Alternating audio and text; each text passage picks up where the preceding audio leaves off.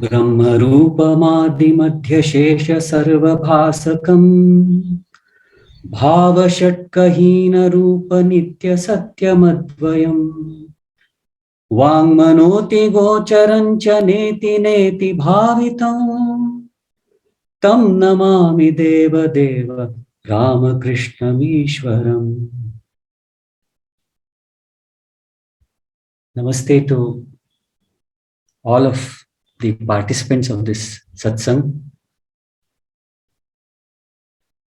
I was asked by Sudhakarji to repeat whatever I had said earlier, but that would be unnecessary repetition for one very good reason.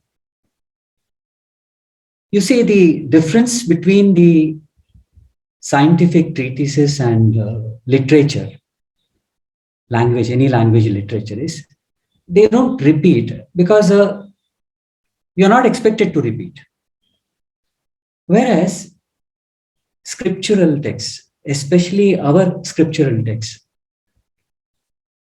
they go on repeating, perhaps in a different language, in a different context, but the thought as such gets repeated. The reason is our texts or our shastras are meant to be implemented in life. They are to be lived in life. Whatever truth is given to us by the Shastra, the person who has written the Shastra and the person who is studying the Shastra is expected to teach the person who is learning and the person who is learning to live that truth which is given. Because unless and until whatever we have heard is not lived, it will be of no use. It will be just like, we are going for a lecture and then we say we heard a wonderful lecture. But what is it that happened to us before? What were we before listening to the lecture, and what happened to us or what is going to happen to us after the lecture is very, very important. So I will definitely be repeating, but not per se. Whatever words I had used, I will not be repeating it. But yes, today's topic being connected with the three friends whom we were introduced by Vasishta Muni. Shama, Vichara, Santosha. We'll take up the fourth one a little later on. How are they useful to us in life? Now, for the time being, we'll keep the Shastra a little away, and then we'll talk about what is going to happen to us if we start living these three principles, three truths which were introduced by Vasishta as the sentinels of Mukti, the palace of Mukti, he says. The first one is Shama, is the patience. And last time we saw that the patience is whenever we are transacting with the world outside, let us be patient. Whenever we are interacting with people, let us be patient to listen to them. If we have this patience of listening to others, then we'll discover that we are able to learn something from that person, whoever it is. And the second thing comes is patience with ourselves. Let's take a very simple and probably most common example in which happens in every house. Let us say that we have an old person who is used to a certain daily routine. He's about 80 years old or 85 years old, quite advanced in his age. He has been living in a disciplined life, and perhaps he has the habit of taking his tea at a particular time, say at 7 o'clock, and taking his lunch at 12. And the lady of the house, naturally, she is extremely busy Throughout the day, she's working, and then, but at the same time, she follows the routine of the old person, the grandfather, as far as possible.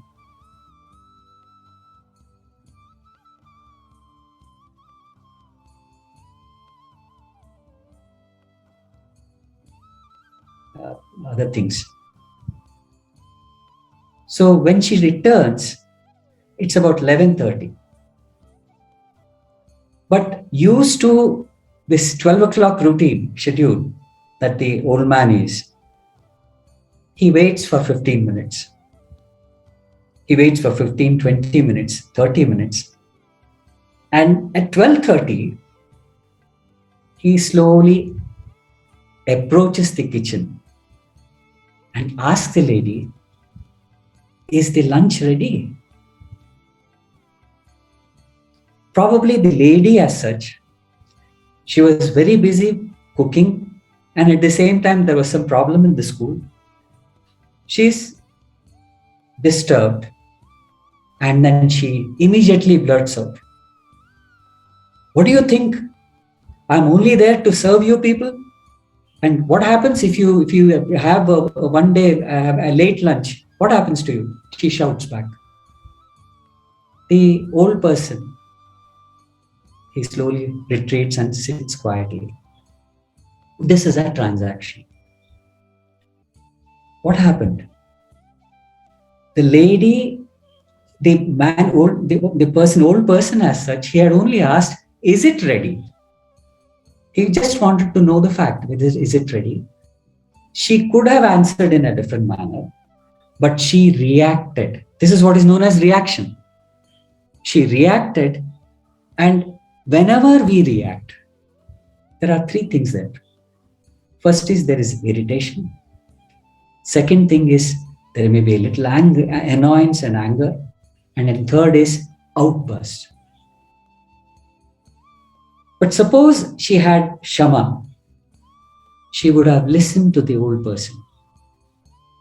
What would have happened? She would have heard him and says immediately because she understands that his routine is disturbed. So she says, "Dadaji, I had to go to the school today, and then there was some. In fact, old people are very receptive when you tell them something. So this is what happens, and I was a little disturbed, and because of that, I came late, and then the lunch it's going to be ready. I'll give you in maybe about 15, 20 minutes. Sorry for that." The second was a response. What did the lady do? She heard him, she listened to the person, and then she thought, yes, today it's late, but I have to tell him my problem also. So simultaneously, this Shama and Vichara, thought, they go hand in hand. And this is how we, most of the time, we react instead of responding because we don't have the patience. So you see how Shama is connected with our day-to-day life? Same thing is there with most of our transactions. Why do we react that way? That's a different question. To that question we'll come a little later on. When this happens, that means Shama is there and Vichara simultaneously goes on. Then the transaction as such, which you have with people, is quite peaceful, quite amicable, friendly. But reactions always bring in counter reactions. And that's what is happening to the world around us. This is what we see. The children, in fact, if they are not able to achieve whatever they had planned, then they suddenly become very, very depressed and maybe even take their very lives in the process. That's why the suicidal cases are increasing day by day. The violence is increasing because there are sudden reactions. The mind says something, mind sees something, or rather the ear hears something, and the mind immediately interprets it in a particular manner, and then we react. And in that reaction, what really happens? Nobody is aware. The victim is there. The victim also is equally responsible, no doubt about it. But the person who has reacted has no Shama, and absolutely no vichara. Because there is no shama, there is no vichara. This process of shama and vichara, actually, this continues throughout our journey. Life as such, you can just observe people around us. We find that there are people who most of the time respond, they don't react. Somebody says that who is enlightened? Who is an enlightened person? He says, an enlightened person has stopped reacting and only he responds. Whereas a normal person, he only reacts and there is less of response or no response. The third friend, third sentinel is Santosha. If we just look around us, examine our own lives, what is happening? We are going after things. We are going after things, multiplying our possessions. And in the process, what is happening is that most of the time, most of our time is spent only on collecting things. It is like, you are preparing to live. It's only our whole life. It appears as if we are preparing to live, and suddenly we find that the time has come for us to leave, or there's very little time to live as such. So the third friend comes now. We find the vichara will help us. How? It says that I have more than enough. Now I think it's time for me to devote time for myself, my family. In fact, our online sessions and online lockdown period has given time for us with our family.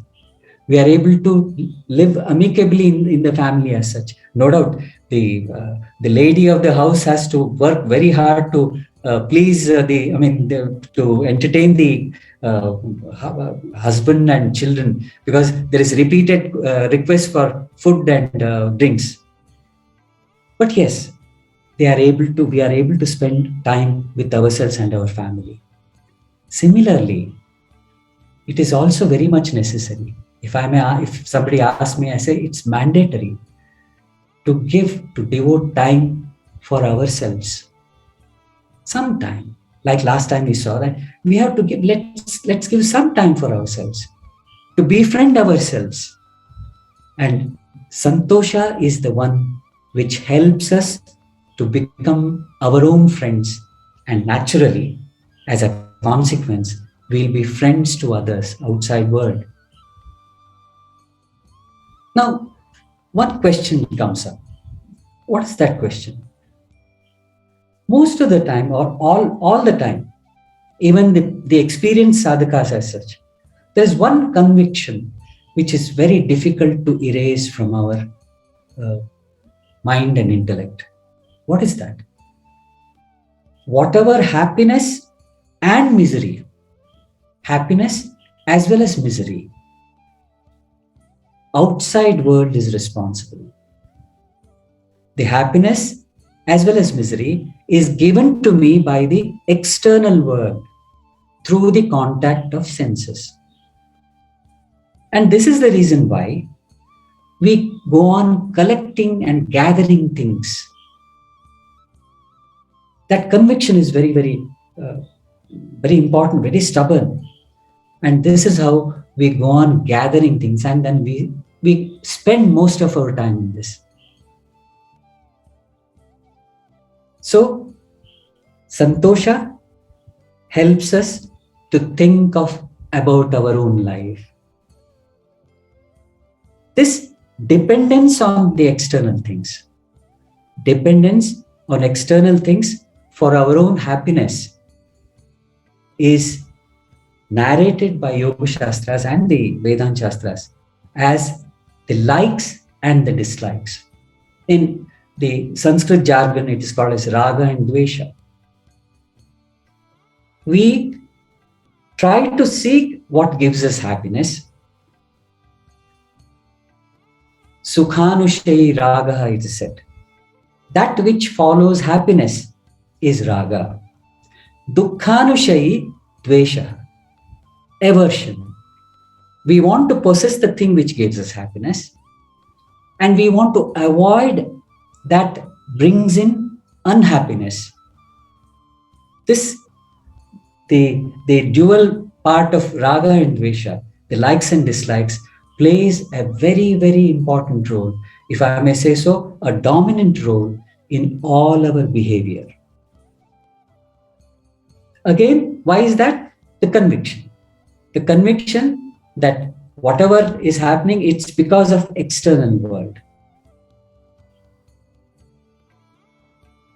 Many times, in fact, all the time when this happens, a time comes in our lives, sometime or the other. A question comes, probably when we are very much disturbed, or if we are fortunate, if we are extremely happy. Even then, sometimes, very rarely, this happens. The questions come: what is the purpose of life? What is what's the meaning of life? This question comes much later, but it does come into the lives of people who are miserable, who are unhappy, who are disturbed, who are depressed. And when this question comes, the answer which is sought by the person brings in spirituality. You may ask, how can a disturbance bring in spirit? How can we step into spirituality through disturbance? It does, because you have started asking the question. Perhaps when, in fact, all the animal kingdom and being, all of them, except man, it doesn't take life very seriously. They all take it as it comes. Yes, it is said that the domesticated animals which are in contact with men, they also sometimes, because I think we transfer our depression and our excitement to them, and they also become depressed. And there are, I believe, I'm given to understand that there are animal psychologists who treat dogs or cats which are undergoing depression or some shock or something like that. But otherwise, the animal kingdom and the insect and the bird kingdom, they are living life very naturally. They are born, they live and die naturally without any problem. It is given only to man to observe that the life ends. Somebody was asking, why is it that we are afraid of death? Actually, we are not afraid of death because death has not happened to us. Let's not talk about the incarnation part of it. But as far as this life is concerned, we have not experienced it. Then how can we say that we are afraid of death? We are afraid actually of not of death, but we are afraid to give up or leave these things, the things which we have collected here only, and then leave. We also understand that not even this body can be taken or is to be left here when we die. We are afraid of leaving things here because we are attached to things. So this whole chain of understanding will help us to ask these questions. What is the purpose of life? What is the secret of, what is the origin? How did it originate? How did this universe originate? And there were hundreds of explanations. Most of them are contradictory to one another. In science, they say that if you ask the right question, the answer is hidden in the question itself. Something like that happened to our ancestors. They did not ask the origin of the universe.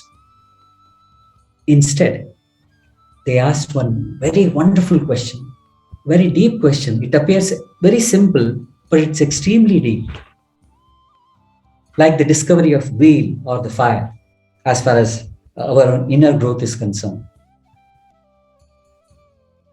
Who perceives this world?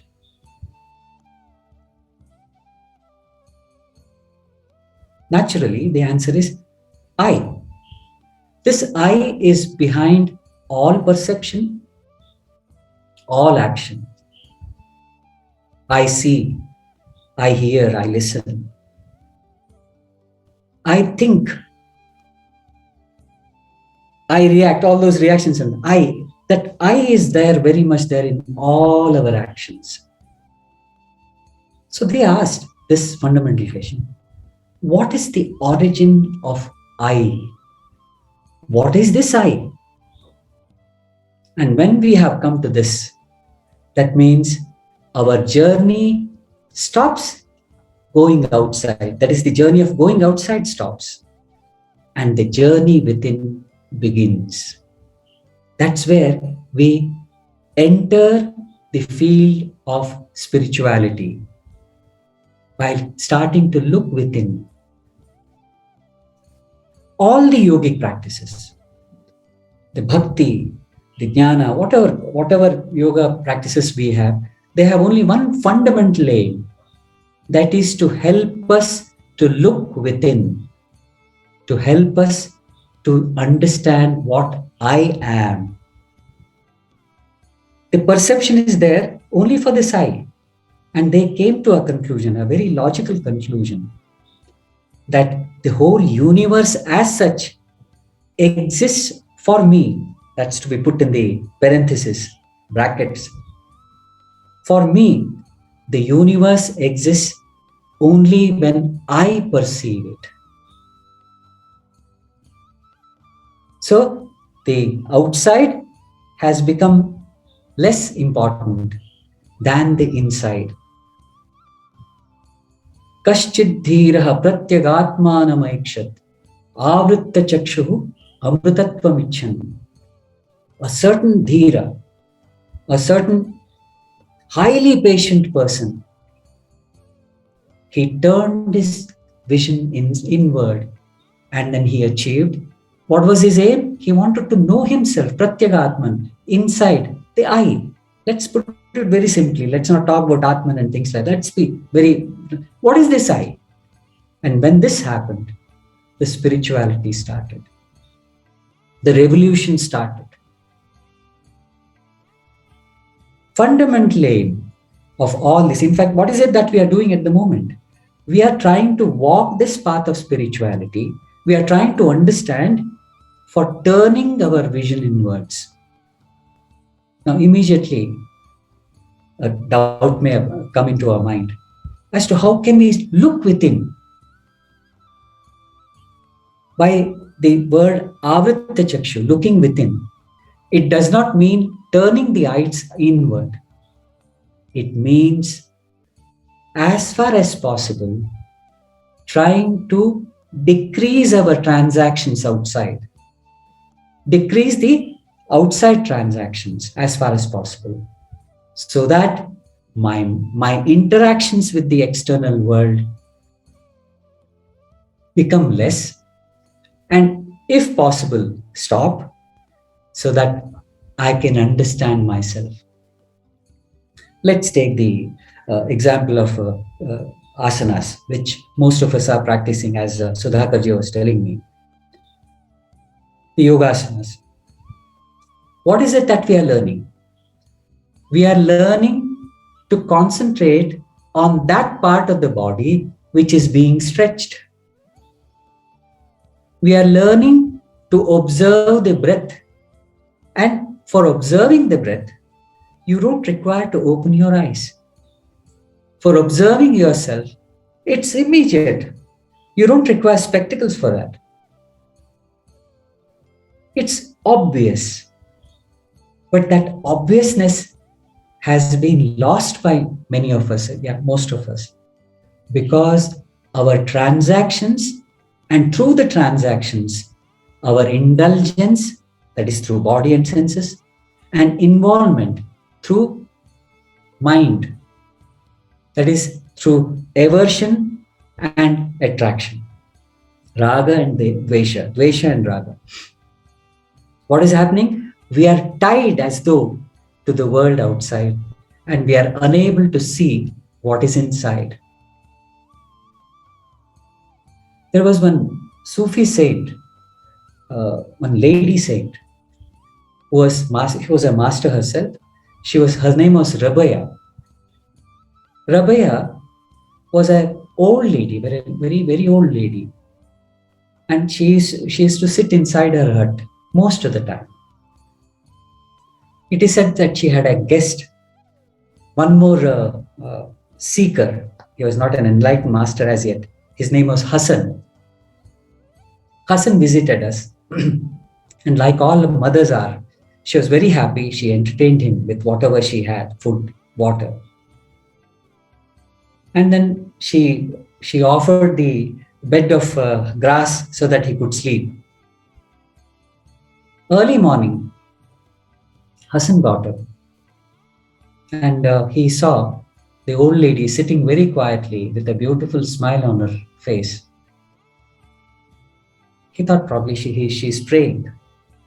Hassan went out and he saw wonderful sunrise and the nature was fresh, greeting him. He became so happy.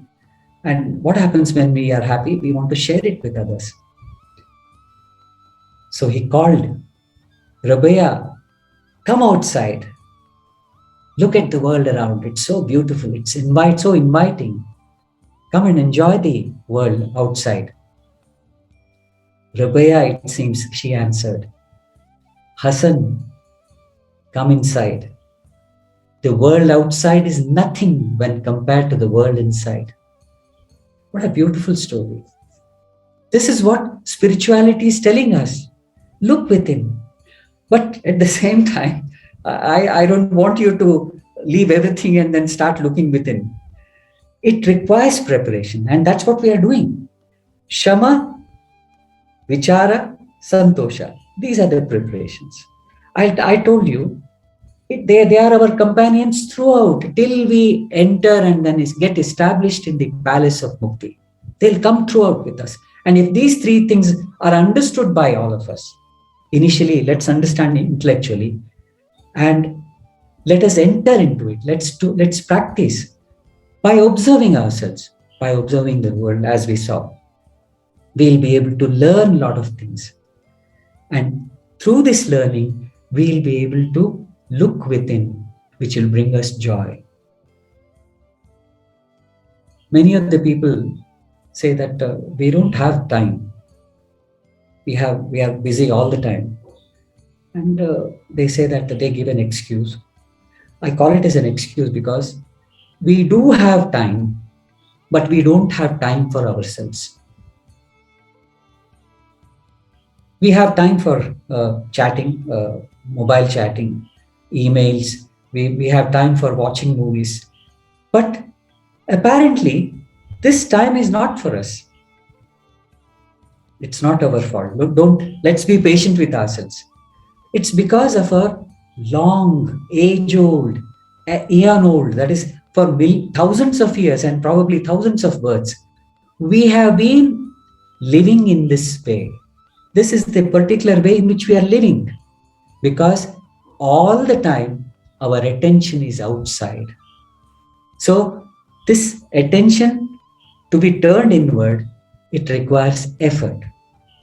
So immediately the people who, in fact, most of the time we respect those people who have renounced the world, who have accepted this Kavi way of life, the saints and our sadhus.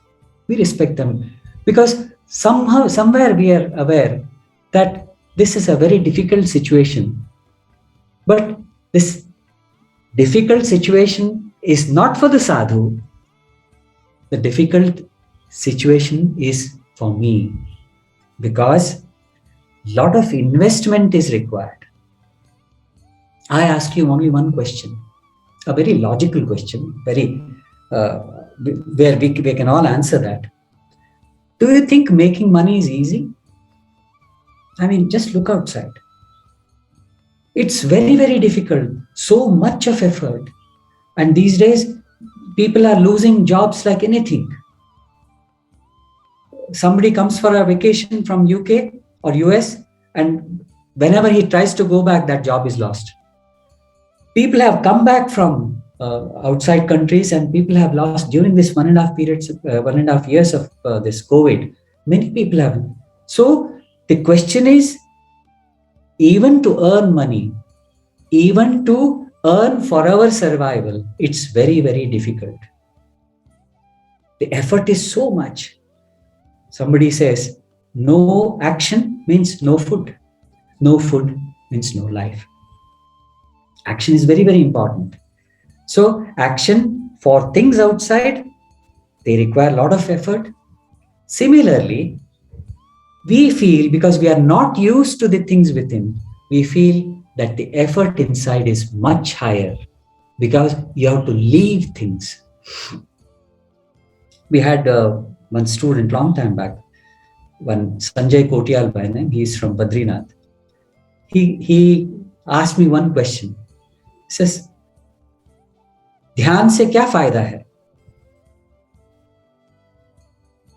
I answered him very frankly. With meditation, you don't gain anything. In fact, you lose. Immediately his eyes were, because he was in 11th or 12th class at that time, when he asked this question. I said, you lose because you may stop becoming angry. All your negative qualities are there. But if you sit for meditation with a view of gaining something, then you'll not get anything. If you succeed in meditation, you will not gain anything. But if you are, because you'll be losing something. But if you are sitting for meditation for gain, for labh, kya faida, then you'll not be able to achieve. Because what is it, the Aputa condition? I'll explain it to you in a normal way, our day-to-day experience.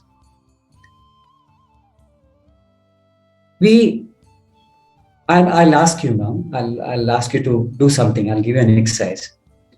Try to feel the right knee. Did it require any effort? You didn't do anything. You just attended to a particular part of your body. This whole machine, this whole body is so beautiful, so wonderful, that we have what are known as proprioceptors. They give a sense of, they are spread all over the body. That is called as the sense of touch, is through proprioceptors. So these proprioceptors tell us the sense of being. Asanas, we can make use of these sense feelers, proprioceptors, and then we become aware of our body. I ask you to just observe your one inhalation. Is it difficult? Breathing is so natural, so automatic. You don't have to put any effort for it. Only thing is you become attentive to your breath. And when you become attentive to your breath, that means you are becoming aware of yourself. Yourself has got so many things, so many other things that we'll come to little later on. But we have started becoming aware of ourselves. In the corporate sector, they have started introducing certain wonderful practices which are very, very simple. They say periodically, probably about after 1.5 hours or 2 hours, somebody comes with a bell. And it's a temple bell. And when that bell is rung, all the people are expected to remove their spectacles and sit quietly. And that period is only 1 minute or 1.5 minutes, because the corporate sector cannot afford to give you so much of time for yourself. But they say that with this 1 minute or 1.5 minutes of relaxation, they don't call it as meditation, they call it as relaxation. When you close your eyes and sit quietly, what is it that you're doing? You're becoming aware. This small awareness increases your efficiency in your work. Outside work is also improving. At the same time, the inner awareness is also increasing, which helps us to grow. Last time we saw that there are two types of growths. One is the horizontal growth, the growth of the body. This whole evolution as an organic evolution is evolution, horizontal evolution. But when it comes to man, it is vertical. You go inward as well as upward. You go inward to understand yourself, and then slowly and steadily you expand this awareness as such, which helps you to be a wonderful person who understands the process of life, who understands the life around him, who understands the people who come in contact with him. That is how, when you approach certain people, certain enlightened persons, when you go near them, something happens. You are at ease. There's no problem.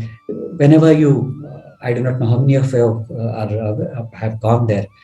You enter Ramakrishna Mission. You enter Tiruvannamalai, Ramanashram. The moment you enter, you feel as if you have entered a different planet altogether. There is poise, there is peace, and you don't feel like reacting. Naturally, why? Because a person who is enlightened is still there, very much there in Ramanashram, in Ramakrishna missions, Ramakrishna ashrams, the prayer hall. You attend their arati, you are exalted, you are transported to another world as such. You go to any ashram, any place of worship. There are places of worship where you go, they are so active, so they are so vibrant. Why? Because the people lived there, people did their sadhana, people did their meditation. So you grow inward and also slowly and steadily, externally also in this. Aurobindo gives a wonderful explanation of evolution. He says, when we say that man is evolving, man is not just becoming a wonderful human being, a divine being and supramental being and all that hierarchical growth is there. He says he becomes a better animal. Why? Because his senses are so fresh. He's able to see. It's not that his eyes are very brilliant or something. He's able to see the world. He's able to see the mechanism of the world. He's able to see what is happening. You don't have to tell him. You go in front. That's what this Trikalajna, the people who are Trikaldarshis, why is it that they are able to see? Because they have expanded so much that they don't have to peep into your mind, but they understand immediately by looking at your face.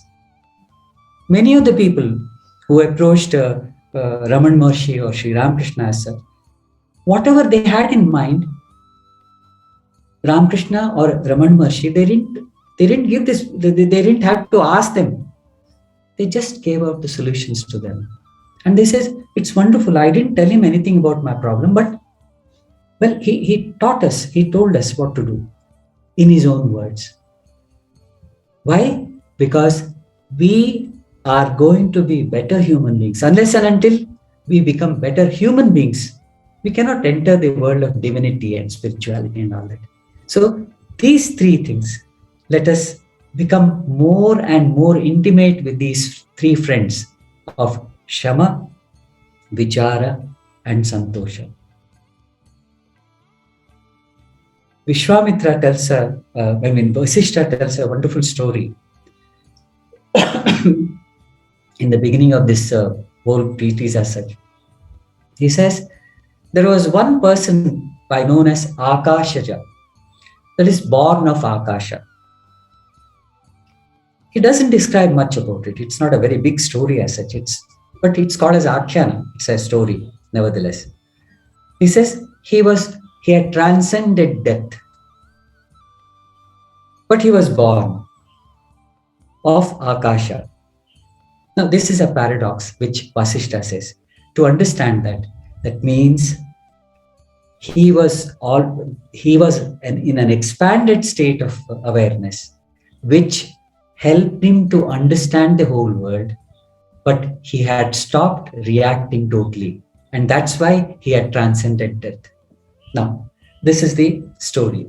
But how do we understand the essence of the story? And he's introducing the whole scripture with this story. I'll tell you why. We'll tell another episode which is very popular. It is said that one, I think it's Ashtavakra, who enters the court of Janaka. And when he enters the court, Janaka had already told he had sent the Dutas to tell that whoever is able to give me enlightenment, Janaka says, during the time when I put my left foot in the stirrup, that is horse, rikab they say in Hindi, I do not know what they call in Malayalam or other languages. It's the stirrup in which you put your left foot, and then you take the right foot, right leg, and then climb the horse. Within that time, a person who is able to give me enlightenment, I'll accept him as my guru. This is a folk tale, but it brings in the idea. And everybody in his court and in his kingdom, he says that Janaka has really lost his rockers. He has gone mad. How is it possible to probably within few seconds, how can you give anybody enlightenment? Ashtavakra comes. I think it's Ashtavakra who comes there, and then he says, I'm ready. And Ashtavakra tells him, the sage tells him, he says that you give me your Guru Dakshina, because once you get enlightened, there will be no Guru and there will be no disciple. He said whatever Dakshina he has to give, he gives the sage. And then he says, put your left foot in the stirrup. He puts that. And then he whispers in the ear of Janaka, hand me your ahankara, he says. Give me your ahankara. And Janaka, the eligible person that he is, he drops his ahankara and gets enlightenment. But how many of us are in this stage? It says that people like Janaka, people like that Akashaja, they require, or Shuka, they just require a small push and then they get enlightened. But for us, it's a long way. It's a long process where we learn, we experiment, and we discover. These three things are there. We learn by listening, by keep on thinking, contemplating on what we have heard, what we have listened, and then implementing it, experimenting it. When we start experimenting with the truth, that truth becomes intellectually very strong. It is said that whenever you practice something, it becomes your being, part of your being. You experiment and then get enlightened or learn, that learning process of learning, and that learning, it will never leave you. So the process of traveling with the help of these three friends is what is principal to the beginning of this Yoga Vasishta. And having understood this and having experimented with them, let us practice it in our day-to-day life. Like I gave you the example of the lady. You can try it. How many times it happens after we react, we realize that I should not have reacted that way. Many times it happens. We shout at somebody and then we realize, was it necessary for me? Apparently, it's not necessary. We could have spoken in a simpler manner. There's one very important thing which we should understand and remember. Whenever we say Shama, that is sweet patience, That sweet patience is only as long as it is not harming you. Somebody says, I don't know how far that logic goes, but somebody says that if somebody slaps you, you show your next other cheek to him.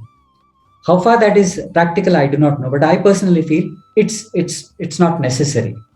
If somebody is coming there with an intention of harming you, you have in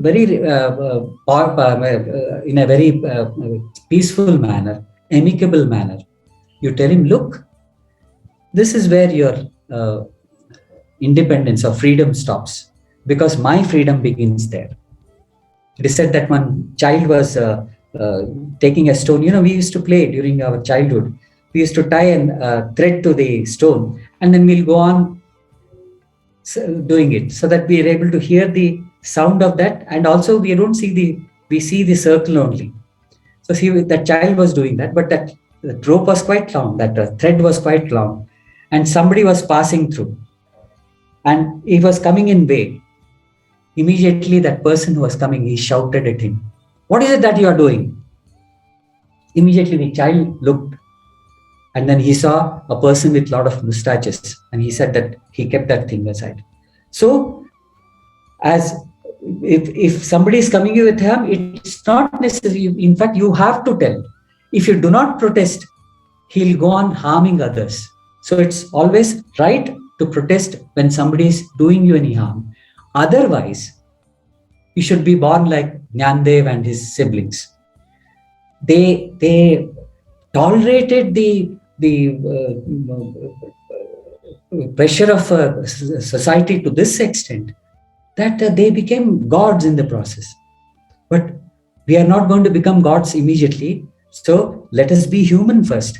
So whenever somebody comes to harm you, remember, you have to stop him or her. Vichara, don't be obsessed by thinking. These are all the precautions which you should take. Many of us, we have different capacities, we have different tendencies. Many of us are quite simple, and then we are very happy-go-lucky if we don't have this problem. But there are some of us who are obsessed by thought, who are obsessed by this chain reaction. That is, the mind as such goes on weaving. Worry, for example, is that one of the outcomes of this kind of obsession with thinking. You go on, start predicting what's going to happen, and in the process, actually, you have not crossed that way, but you have started predicting already before you start the work as such. So this obsession of thinking also should not be there when we are doing vichara. Vichara should be there for that particular part. Don't extend it. Don't go on extending it, because vichara is also a tool to help us. We should not become victims, or we should not become slaves to vichara as such. Anything can become, because mind is such. It has got wonderful qualities. It can become our friend, and most of the time, it is our enemy. If you want to befriend him, then you have to walk logically. We have to walk in a disciplined manner, which will help us not to overdo anything. You don't have to. It's the middle path. There are in Jainism, there are Mahavrata and Anuvrata. Mahavrata means come what may, they have to follow that certain code of discipline, certain code of conducts. This is meant for munis and sadhus. But Anuvrata is whatever is possible for us. We have to survive, and we have to look after the people who are dependent on us. We have to fulfill all our responsibilities. Fulfilling all our responsibilities, acting and involved in action that we are, fulfilling those actions, we have to perform at the same time. We have another duty, which we are discussing now, to ourselves. That is understanding ourselves, befriending ourselves. Initially we'll start observing ourselves, observing our behavior. And Through that, we'll slowly try to understand why we are doing that way. Why it is that the different people are acting in a different way. When something happens in somebody's life, and one particular way, one stimulus is there, that a person has failed or he has not been successful in his attempt to seek something or get something, he becomes extremely depressed. He's disturbed, and all his behavior is dominant of that depression or uh, disappointment. There is another person. He's in the same situation, but he's not disturbed. He says that something went wrong. I did something wrong. I'll correct that mistake. I'll try to find out what went wrong. I'll try not to repeat it. That's the person who is doing vichara.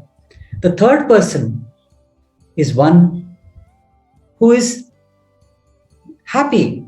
He's not disturbed. He says, oh, it's okay, no problem. Like the example which we used to get in whenever we used to play cricket in the college. So our PTI or physical director, we used to say that if you lose one ball, it's not that you're going to stop batting. If you lose this wicket, it's not that you're going to stop playing cricket. It says it's one ball, and at that particular moment you are not aware, you are not alert. That's why you lost this wicket. That's why you missed this ball, he would say. Something like that. We have thousands and millions of opportunities which are placed every time. And the third person is the person who says, doesn't matter. It doesn't make any difference. Now, why is it that these three people, and probably you will have more examples who will behave in a different manner. Why is it that each one of us behaves in a different way? It's because of our tendencies. Vasanas he calls tendencies. We have tendencies. We have action. And whenever the tendencies are there, we get attracted to a particular type of action. And when we get involved with the action, when we do it repeatedly, then it becomes a nature. It becomes the nature. It becomes what is known as samskara in Vedantic language. Habitually, we start doing something. So these are the three things that affect our behavior. So if we are able to, again, befriend those three friends, then start practicing it. Slowly and steadily, we become aware of our habits. And that habit as such drops off on its own. When that understanding comes, it's a foolish habit. It's not necessary. It's waste my energy. It's waste of energy.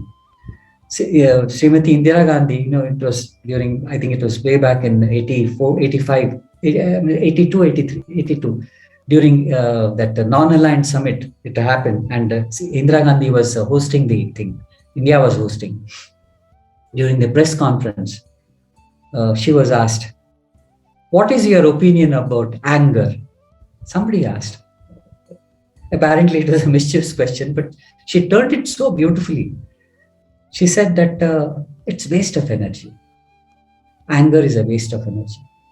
The next question by the same person was, have you conquered it?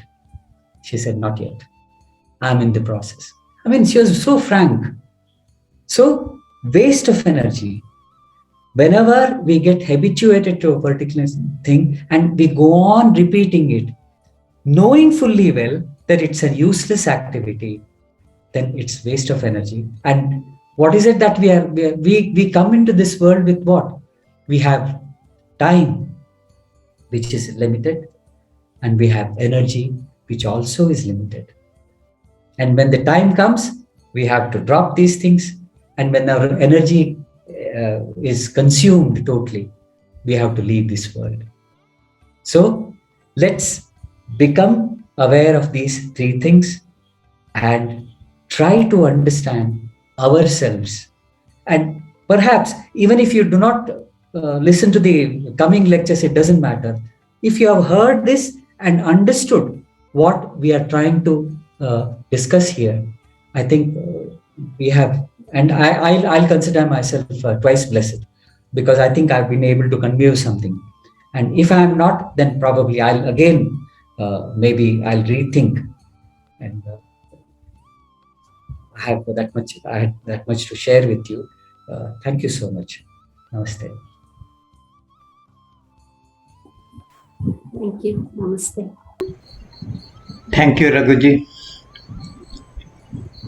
And in your own way, you have been able to put us on the track where we are faltering, where we should become aware, how to change our life, the need for change, the methodology to change, all the things in a span of 1 hour time.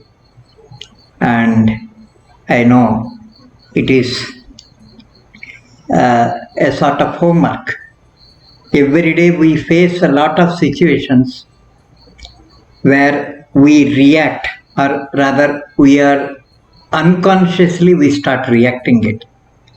If only we can develop that kshama, I am sure that we will be able to respond. The very fact that you start responding, there will be quantitative change in your own approach to the life itself. I am sure this 1 week period will help us to identify the situations, how many times we responded and how many times we reacted it. Even with that little bit of awareness, I am sure we have taken the first step and we go into the vichara part of it. What made me to think, or what made me to react, or what made me to respond? And I am sure these interactions or these classes will help us to make our lives a better life, a better human being. I'm very grateful to Raghuji, and we come back with our own experiences, and if any questions where you are not able to respond, you might be reacting it. Why and how? If we start questioning ourselves, we will be able to get into that vichara aspect of it also, which makes us or which takes us to that end aspect for which we all of us are living, that happiness. Ultimately, that happiness makes us the man, from animal man to man, the capital man. Let us pray that God gives us this wisdom, this knowledge to mold our own lives. Atma Deepo Bhava. The series are titled Atma Deepo Bhava. Let us light our own lives so that our family, people around us, will be able to bring transformation. In the turn, we might be able to bring transformation at the national level, state level, etc. Thank you very much. If you have any questions, you can unmute yourself and ask. We have already crossed about 3 minutes past 8:30. And if you have any questions, you can ask, or otherwise you can post it in the group. Raghuji will start the questions in the next session, and then he will continue further. I think that's a better idea, because next time we'll start with the audience. Otherwise, question, yeah, that. Many times, one likes to hear one's own voice, and then I should not get so let's give the audience. Yeah, that is true. So